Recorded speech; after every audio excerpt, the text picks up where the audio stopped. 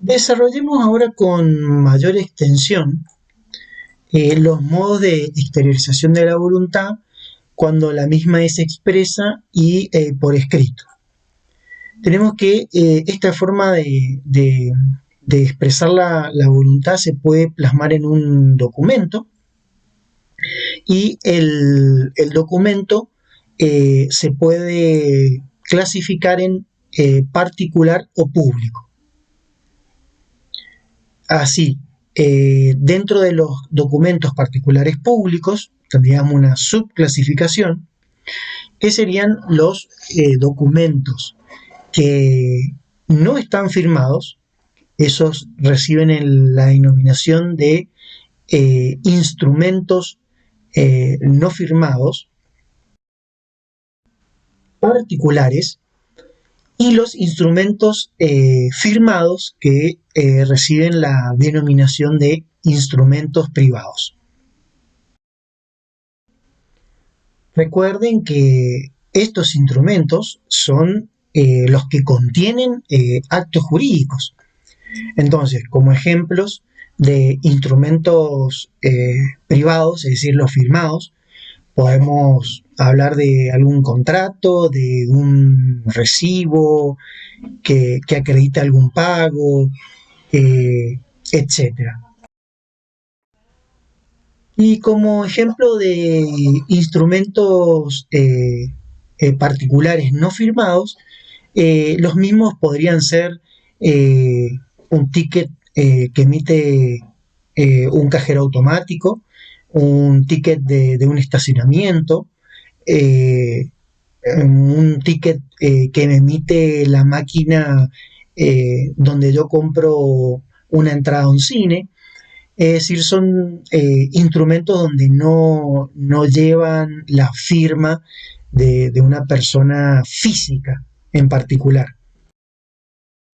Respecto de la eficacia probatoria que tiene el instrumento privado, es decir, el firmado, el mismo puede tener eficacia probatoria entre las partes o respecto de terceros. Entre las partes, para que tenga eficacia probatoria, un instrumento privado, es necesario que el mismo esté firmado. ¿Qué implica la firma? La firma prueba la autoría de el que declara alguna voluntad en un acto jurídico. Esta firma puede consentir en un garabato, es decir, en un signo, o en el nombre mismo del firmante. Hay veces, esto no hay que confundirlo, a instrumentos privados que no llevan una firma física, sino digital, de los instrumentos no firmados. Hay instrumentos privados que se los considera firmados, pero mediante alguna firma electrónica. Estos también están incluidos dentro de esta categoría, pese a que no tengan una firma hecha por un humano, sino en este caso es por una máquina, la cual debe seguir un procedimiento específico. Por ejemplo, los comprobantes emitidos de la Dirección General de Rentas, donde notifican boletas de deuda, por ejemplo, son emitidos por firma digital y se consideran instrumentos privados, es decir, firmados, aunque con esta metodología. Actualmente, por el tema de público y notorio conocimiento, muchas firmas actualmente se emiten en forma digital y dejaron de ser de puño y letra. Por ejemplo, muchos oficios que libran los jueces actualmente lo hacen firmado ello de forma digital y no de puño y letra. Entonces, retomando, para que tenga un instrumento privado de eficacia probatoria debe estar firmado. Eso es para ser oponible entre las partes, es decir, la firma interesa o sirve para comprobar la autenticidad del documento del que estamos hablando y de lo que él emana, entre las partes. Si una de las partes no reconoce que ese documento ha sido firmado, yo o la persona a la cual se le desconoce ello, debe establecer un procedimiento de reconocimiento de la firma. La normativa dice que la firma puede ser reconocida por varios medios, es decir, no hay un único medio por lo cual yo pueda hacer reconocer una firma, y la de mayor importancia es la de una pericial caligráfica donde se cotejan diferentes firmas que haga una persona respecto de ese documento donde ha firmado y se comprueba si esa firma le corresponde o no. Como dijimos, la eficacia probatoria entre las partes es comprobando de que tal o cual documento esté firmado por alguna persona. Pero esa eficacia probatoria, como su nombre lo indica, solamente va a ser efecto, va a ser oponible a las partes en las cuales forman parte de ese acto jurídico. En cambio, los actos jurídicos pueden no solamente provocar efectos respecto de las partes, sino respecto de terceros.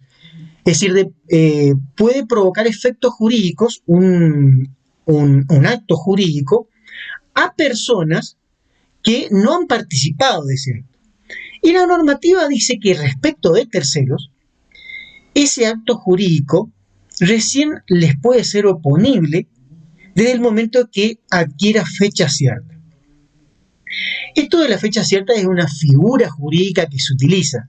No tiene tanto que ver con la fecha exacta en la cual figura que el documento ha sido firmado, porque puede haber supuestos en los cuales, si bien un documento contiene una fecha determinada, exacta, puede ser que esa fecha no sea verdadera y que las partes lo hayan cambiado. Entonces, hay ciertas reglas que el derecho utiliza para comprobar desde qué momento un documento tiene fecha cierta y por lo tanto, a partir de ese momento es oponible a terceros. Por ejemplo, si uno tiene un instrumento privado y lo lleva a que un escribano le certifique la firma, eso da la pauta de que, por ejemplo, ese instrumento privado no pudo ser firmado después de esa certificación de firma. O también se puede dar el supuesto en que una de las personas que haya firmado un documento o uno de los testigos que haya salido en ese documento fallece. Desde ahí se toma una presunción de que el documento no pudo haber sido firmado a posteriori de ese hecho. Entonces se toma como pauta de que a partir de ese momento el documento sí o sí tiene fecha cierta. Siguiendo con la otra clasificación, pasemos ahora a los instrumentos públicos. Los instrumentos públicos tienen la característica de que es un documento escrito, otorgado con la intervención de un oficial público que legalmente la ley lo faculta a que tenga esa categoría, y que este oficial público cumple con unas formalidades que también establece la ley para el otorgamiento del instrumento público. Las características trascendentales de un instrumento público es que tiene autenticidad, que se refiere a la existencia, a la legitimidad o a la veracidad en el contenido que tiene el instrumento, y a la fuerza probatoria. ¿Qué implica esto de que tiene fuerza probatoria por sí un instrumento público? Significa de que no necesita ninguna otra comprobación externa. ¿Se acuerdan como en los privados que decíamos que necesitábamos saber cuándo era la fecha cierta, o ante un desconocimiento de la firma teníamos que hacerle un reconocimiento? Aquí no sucede eso. El instrumento público tiene fuerza probatoria por sí mismo. ¿Y esto por qué? Esto es necesario que ciertos instrumentos públicos tengan fuerza probatoria por sí, si no sería muy engorroso la vida cotidiana o la vida en general en algunas situaciones. Supónganse que ante la exhibición de un DNI, que es un instrumento público, una persona diga: no te creo, voy a verificar tu linaje, si realmente sos papá, tu papá es fulano o tu mamá es fulano. Es decir, uno acredita identidad directamente con exhibir su DNI, sin ningún tipo de otro tipo de comprobación. O como por ejemplo, con lo que pasa con un billete de dinero que uno exhibe. Uno, obviamente, va a advertir o va a considerar primero si no está falsificado, ¿no es cierto?, un billete, pero después no se pone en indagaciones posteriores de si ese billete tiene o no respaldo, si el Estado de la Nación Argentina está legitimado a emitir ese billete. Es decir, esas comprobaciones no son necesarias. Por lo tanto, en estos ejemplos trato de sintetizar cuál es o a qué se refiere la definición cuando decimos que un instrumento público tiene fuerza probatoria por sí mismo. Podemos hacer también una pequeña clasificación de los instrumentos públicos en escrituras públicas, que son documentos donde interviene un escribano. En él pueden registrar diferentes actos jurídicos, y el procedimiento o la forma de conducirse del escribano es anotar ese documento en un protocolo, que es un libro especial que tienen los escribanos, transcribir todo, y además ese libro lo tienen que exhibir al colegio de escribanos, que es el que los controla. Es decir, que todos los protocolos tengan correlatividad, que no haya espacios en blanco, es decir, una serie de requisitos en cuanto al control posterior también requiere la ley. Otra clasificación de instrumento público sería el instrumento público propiamente dicho. Este es el que más conocemos. Y aquí hay diferentes ejemplos. Una partida de nacimiento emitida por el registro de las personas es un instrumento público. Un acta policial donde consta que yo hice una denuncia es un instrumento público. Una sentencia judicial emanada de un juez es un instrumento público. Una constatación que yo le solicito a un escribano, por ejemplo, como ejemplo, supónganse que yo necesito constatar de que mi vecino está infringiendo algún tipo de norma constructiva, entonces yo lo quiero esgrimir eso en un juicio, entonces solicito los servicios profesionales de un escribano para que vaya a mi domicilio y constate esa situación. Esta forma de constatar de los escribanos no tiene las mismas formalidades que una escritura pública si no se llevan de forma diferenciada. Estos instrumentos también forman parte de esta clasificación.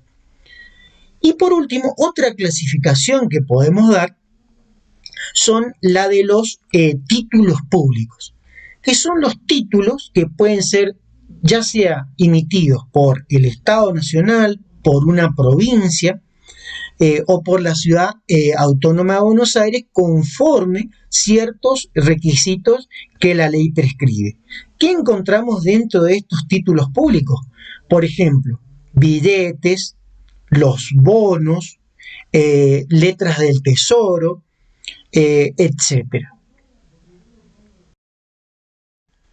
Como requisito para que se configure un instrumento público, es necesario que intervenga un oficial público, un escribano público, un actuario o, en su caso, algún funcionario público. Es decir, pueden llevar esas denominaciones de acuerdo a la clasificación del instrumento público que se refiere, por un lado.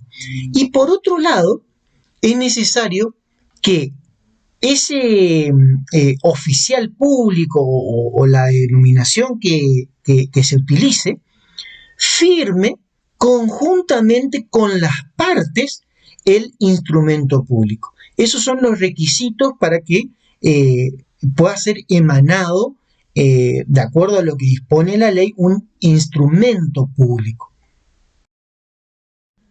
Respecto de la eficacia probatoria que tiene un instrumento público, el instrumento público va a ser plena fe de la realización del acto, es decir, que se realizó el acto, de la fecha en que se realizó el acto, del lugar de donde se realizó el acto, de los hechos que el oficial público enuncia como cumplidos por él o ante él, es decir, que él haya constatado personalmente, por un lado, y también hace plena fe respecto de los contenidos de las declaraciones que estén en el instrumento, es decir, las disposiciones, los pagos, los reconocimientos,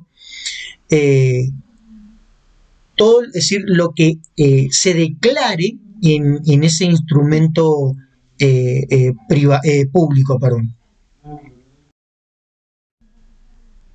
Sin embargo, y sin perjuicio de lo dicho, aquí hay que hacer una aclaración respecto del valor probatorio, la eficacia probatoria del instrumento público, diferenciando qué es lo que contiene el instrumento público. Porque hay declaraciones que se denominan esenciales, que son situaciones o hechos que ocurrieron ante el oficial público o se han cumplido por el oficial público, y este los plasma en el instrumento público. Pero hay veces, como por ejemplo con las declaraciones dispositivas, de que al oficial público se le puede solicitar o se le puede manifestar algo que él no ve o que no constata, y entonces esa situación no va a ser la misma que la otra.